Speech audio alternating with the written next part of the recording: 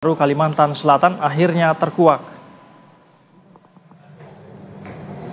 Setelah TNI Angkatan Laut melakukan penyelidikan dan rekonstruksi, akhirnya disimpulkan motif anggota TNI Angkatan Laut kelas 1 Jumran menghabisi nyawa Juwita lantaran tidak mau bertanggung jawab untuk menikahi korban. Padahal pasangan ini telah merencanakan pernikahan pada Mei mendatang. Namun Jumran rupanya telah menyusun rencana pembunuhan sejak jauh hari tidak tanggung-tanggung. Sebanyak 46 barang bukti telah disita penyidik, termasuk helm, baju, sepeda motor korban, hingga mobil sewaan pelaku yang digunakan dalam eksekusi keji itu. Pihak TNI Angkatan Laut menegaskan akan segera memecat Jumran usai terbukti melakukan pembunuhan berencana terhadap jurnalis perempuan Juwita. Dari keterangan tersangka dikaitkan dengan keterangan saksi dan barang bukti yang ada, maka menjadi dugaan motivasi tersangka melakukan perbuatan menghilangkan nyawa korban adalah tersangka tidak mau bertanggung jawab untuk menikahi korban.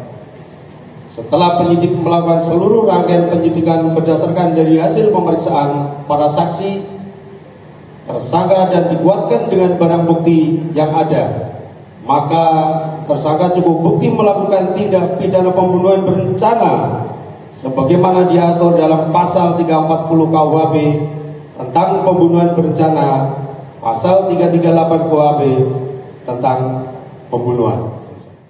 Pemirsa, kasus pembunuhan terhadap jurnalis di Banjarmasin ini dengan pelaku anggota TNI Angkatan Laut cukup menggegerkan publik. Kita akan memperbarui informasi ini sekaligus membahasnya pemirsa bersama dengan Koordinator Komite Keselamatan Jurnalis sekaligus Ketua Bidang Advokasi AJI Indonesia, Bang Erik Tanjung. Selamat sore, Bang Erik. Selamat sore, Mas Said. Baik, Bang Erik, kami ingin meminta update terkait kasus ini. Bagaimana kemudian laporan hingga sejauh ini, bagaimana laporan diterima oleh KKJ terhadap pembunuhan jurnalis Juwita ini, Bang Erik?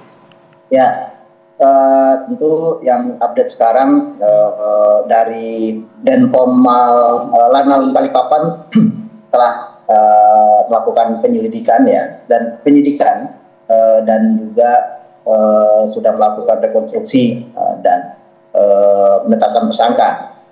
Nah, yang kita tentu berterima kasih dari Angkatan Laut bekerja cepat dalam mengusut kasus ini, tapi ada sejumlah catatan yang menjadi perhatian kita, yaitu pertama dugaan ada pihak lain yang terlibat ya, jadi pelaku anggota TNI Angkatan Laut Jumran ini diduga tidak sendiri karena berdasarkan informasi yang diperoleh oleh tim kuasa hukum dan tim dari aliansi jurnalis di Banjarmasin dan juga bersama keluarga itu memperoleh informasi bahwa hasil otopsi itu menunjukkan ada sperma di bibir vagina korban ya. Nah, spermanya ini yang dalam jumlah yang cukup banyak, bahkan penuh untuk di rahimnya. Artinya tim menduga pelaku tidak sendirian. Nah, ini yang kami desak kepada Angkatan Laut untuk melakukan penyidikan secara transparan tanpa ada yang ditutup-tutupi dan diusut sampai tuntas ya. Nah, dari tim advokasi termasuk tim kuasa hukum juga mendesak agar dilakukan tes DNA yang transparan terhadap sperma yang ada tinggal di vagina korbannya. Nah, ini yang perlu diselidiki lebih dalam. Kemudian tentu sejumlah CCTV, bukti-bukti berupa CCTV yang telah diamankan oleh pihak polisian sebelumnya dan juga telah dilimpahkan ke Denpomal Balikpapan, ini harus diselidiki lebih lanjut, termasuk ada GPS yang di mobil Xenia hitam yang digunakan pelaku ya ketika melakukan pembunuhan dan dugaan pemerkosaan terhadap korban. Jadi ini perlu dilakukan penyidikan yang secara menyeluruh dan secara scientific investigation ya oleh penyidik dari Angkatan Laut. Begitu Mas Said. Baik, jadi sebelum dibunuh berarti ya ada dugaan pemerkosaan juga begitu ya Bang Erik ya? Betul. Jadi berdasarkan informasi yang diperoleh dari keluarga korban dan tim pencari fakta dari aliansi mengawal kasus ini, ada dugaan pemerkosaan sebelum dibunuh karena ada bekas sperma di vagina korban dan juga ada bekas lebam dan lecet di bagian vagina korban ya. Nah itu yang tentu perlu diselidiki secara lebih dalam ya. Dan kami mendesak agar Denpom Balikpapan bekerja secara transparan, terbuka, tanpa ada sedikit pun fakta-fakta, bukti-bukti yang ditutupi ya. Jadi biar kasus ini terungkap lebih terang benderang. Jadi siapapun itu yang diduga terlibat harus diproses secara hukum. Baik. Sampai pengadilan. Ya. Sejauh ini Bang Erik dari teman-teman KKJ laporan yang diterima, jadi motif pembunuhan ini apakah murni hanya masalah asmara, masalah pribadi dari kedua belah pihak ini, atau ada motif lain yang mungkin berhubungan dengan profesi korban sebagai seorang jurnalis, Bang Erik? Oke, Mas Said. Jadi sejak awal kejadian kami dari KKJ bersama Aji Kota Persiapan Banjarmasin dan asosiasi jurnalis di sana di Banjarmasin membentuk tim pencari fakta. Dan hasil temuan kami kita memintain keterangan semua saksi-saksi kunci, termasuk memeriksa semua berita korban ya yang di medianya. Jadi kami untuk sementara kami belum menemukan karena kaitan kerja jurnalistiknya atau beritanya. Nah, dari kronologis yang kita peroleh, memang korban kenal dengan pelaku ini saat liputan ya, saat liputan di acara TNI pada tahun lalu. Jadi di sana awal korban berkenalan dengan pelaku. Kemudian berlanjut di satu kejadian diduga korban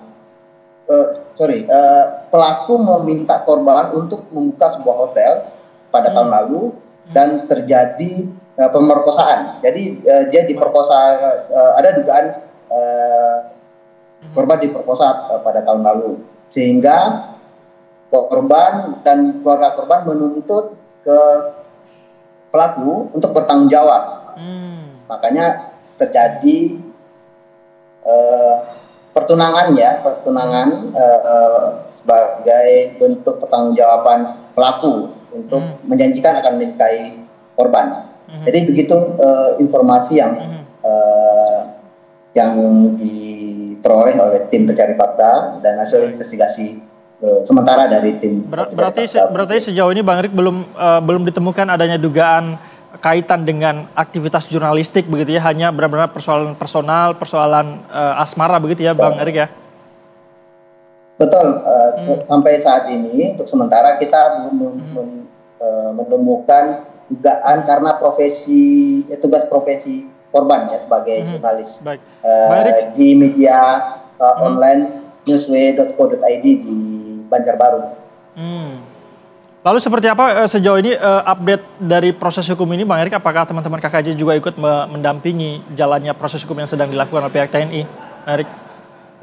Tentu kami dari Komite Keselamatan Jurnalis menganggap ini sebuah kasus kekerasan yang terhadap jurnalis perempuan yang keji, tapi untuk sementara kami belum mencatatnya sebagai kasus kekerasan terhadap jurnalis, karena kasus kekerasan terhadap jurnalis itu terjadi karena dia melakukan kerja jurnalistiknya atau dampak dari beritanya. Itu poinnya berdasarkan undang-undang pers ya. Tapi tentu dalam konteks kemanusiaan, kami dari KKJ memonitor kasus ini dan mengawal kasus ini agar diusut sampai tuntas ya, sampai pelakunya dan siapapun itu yang terlibat diadili di pengadilan. Baik, dan mendapatkan hukuman setimpal. Baik, itu yang kita harapkan, Bang Erik, agar ini tuntas begitu ya, para pelaku bejat ini bisa mendapat hukumannya setimpal. Bang Erik, terakhir dari KKJ mungkin punya catatan tersendiri atau pesan untuk teman-teman jurnalis mungkin, atau agar hal-hal seperti ini tidak lagi terjadi, Bang Erik? Oke, catatan kami dari KKJ tentu banyak kasus kekerasan terhadap jurnalis yang telah kami laporkan dampingi di kepolisian, di sejumlah kepolisian wilayah di Indonesia. Itu banyak yang mandek kasusnya dalam tahap penyelidikan. Tentu kami mendesak kepolisian agar bekerja secara profesional dan mengusut tuntas. Semua kasus kekerasan terhadap jurnalis itu harus diseret sampai pengadilan tanpa ada yang mangkrak di proses penyelidikan ya, supaya tidak ada impunitas terhadap pelaku kekerasan jurnalis di Indonesia ini. Jadi semua pihak yang terlibat pelaku kekerasan terhadap jurnalis harus diadili sampai pengadilan, supaya ada efek jerak, supaya ke depan tidak ada lagi kejadian serupa dialami oleh jurnalis. Kita prinsipnya menjaga kemerdekaan pers, karena kemerdekaan pers itu adalah amanat konstitusi yang mana konstitusi kita mengatur bahwa setiap warga negara berhak mendapatkan informasi penting, punya hak untuk tahu. Itulah yang menjadi basisnya kemerdekaan pers yang diatur dalam Undang-Undang Nomor 40 Tahun 99 tentang pers. Baik. Begitu Mas Said. Baik, Bang Erik, semoga ini menjadi catatan dan perhatian begitu untuk semua pihak berkaitan dengan keselamatan jurnalis. Lalu kemudian kita harapkan juga agar kasus ini bisa dituntaskan secara setuntas-tuntasnya begitu ya. Terima kasih banyak Bang Erik, Koordinator Komite Keselamatan Jurnalis Erik Tanjung sudah bergabung bersama kami di Berita Satu Sore. Selamat kembali beraktivitas.